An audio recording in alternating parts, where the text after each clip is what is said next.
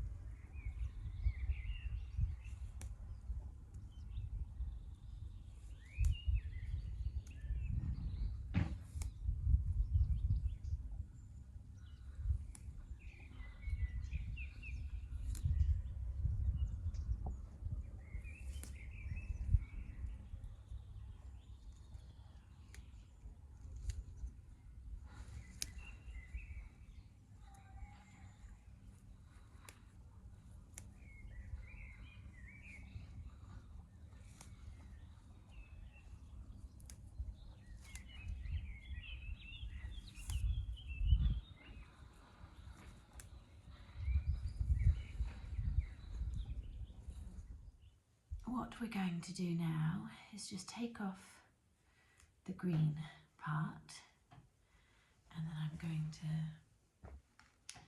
place them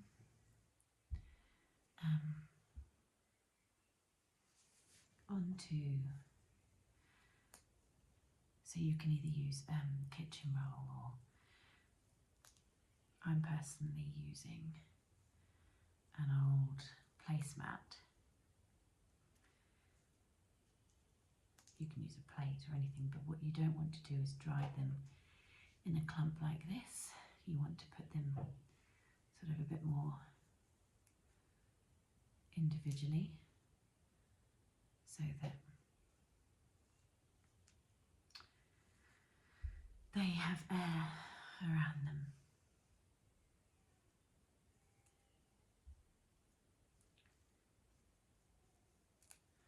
And that way they can dry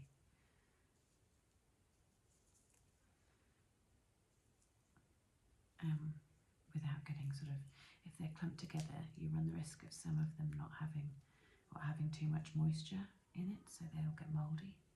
So if they're dried like this, then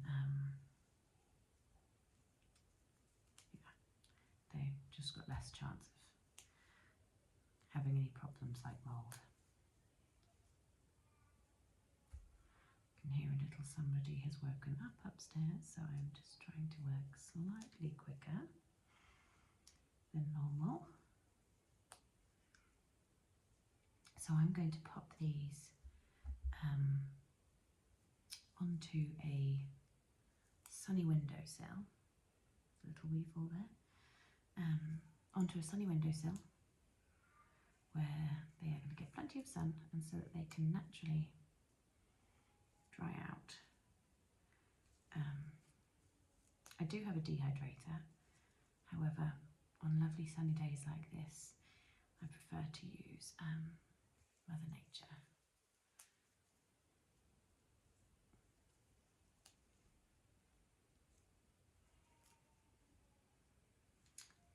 Okay, all right, so that's that stage done.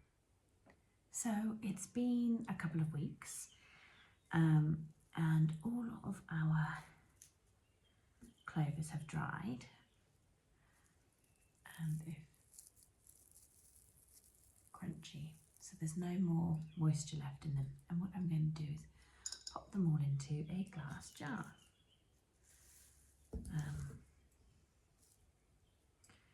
Some of them have still got a little bit of green on them. That doesn't matter because it's not detrimental to the taste.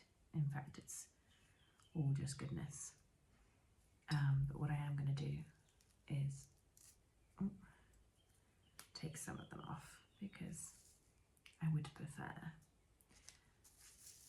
just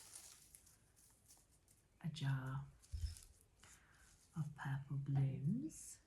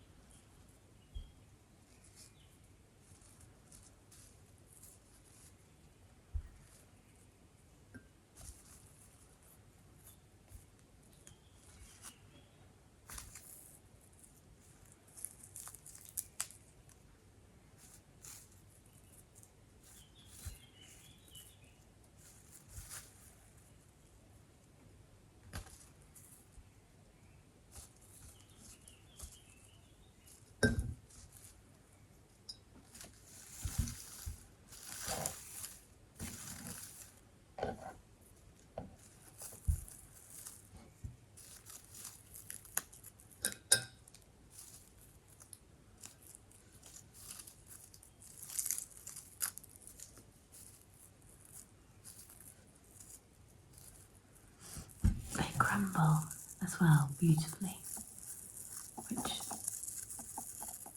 makes me think that we could make some tea bags out of it, out of them.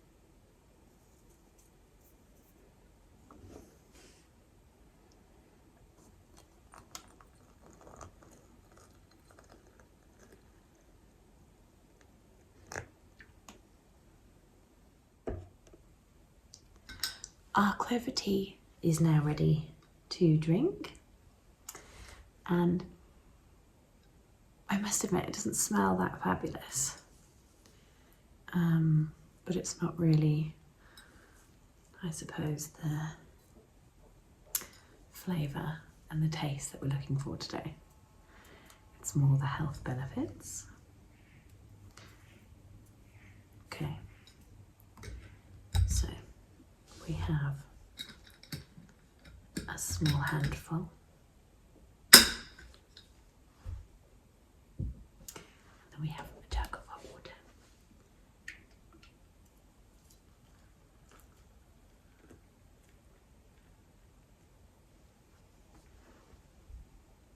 So, I got myself some fancy coffee cups a couple of years ago. For milky coffees, I like the way that you can see them now, and I remember back in the day when I used to do my tea time talk videos, I used to make myself a cup of tea in a mug, and then I'd use a wine glass to put the other tea in, so that you could sort of see what it does. So I thought, well, perfect. These work really well. It literally just smells like grass clippings, to be honest. But I mean, so does matcha, and I drink that all the time. So really this is no different. Just giving it a little stir. And the funny thing is that even just with a little bit of hot water, they look like they have just been picked rather than having been dried. So anyway, lawn clippings. So I'm actually going to read to you a little bit about their health benefits, just because there was quite a lot for me to try and remember. And of course I'm getting old. So the top benefits of red clover tea include its ability to lower cholesterol, mitigate the effects of menopause, which hopefully I'm not going to have for a few more years, protect against prostate cancer, improve circulation, soothe the nerves and decrease bone density. It helps to treat respiratory infections, cleanse the skin, detoxifies the body and strengthens the immune system, which is obviously something we all need these days. Due to the presence of estrogen-like compounds in this tea, there are some side effects, particularly for people who have been diagnosed with hormone-dependent conditions, such as breast cancer or endometriosis. According to Cancer Research UK researchers Dr. Ruth C. Travis and Dr. Timothy J.K., estrogen exposure is a major determinant of risk of breast cancer. Allergic reactions and other side effects related to blood disorders and pregnancy must also be considered.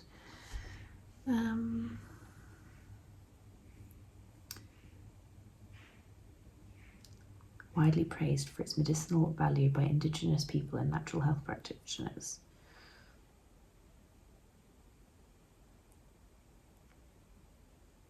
Also full of vitamin C, calcium, potassium, phosphorus and magnesium.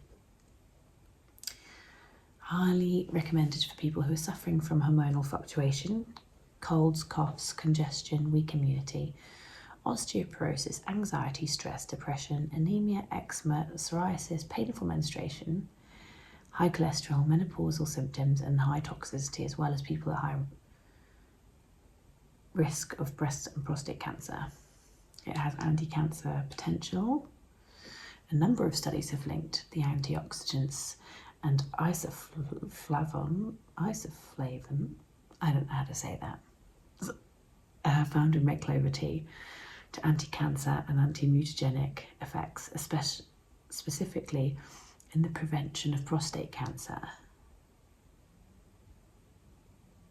but can make certain cancers worse. Because it is a resemblance of estrogen. Interesting. Well, time to have a sip. This one's actually been going a bit longer. It's a yellow tea.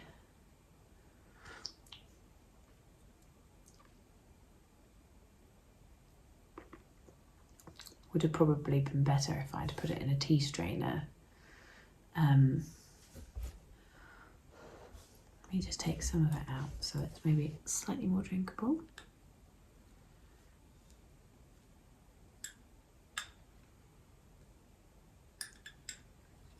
There we go.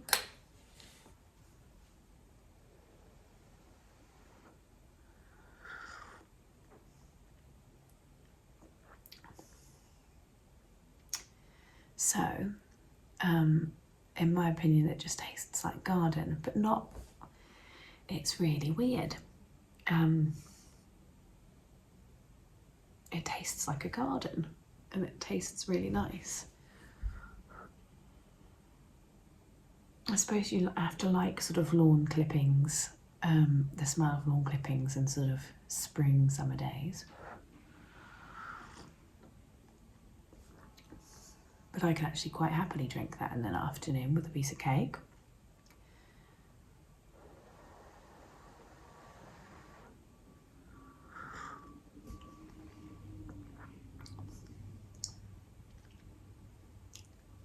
I really like it.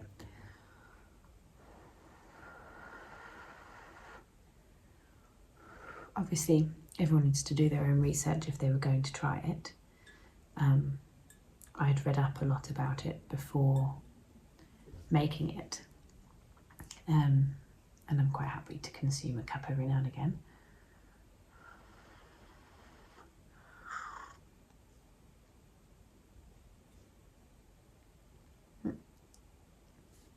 And yeah, I suggest using one of those tea strainer things. But yeah, actually really delightful.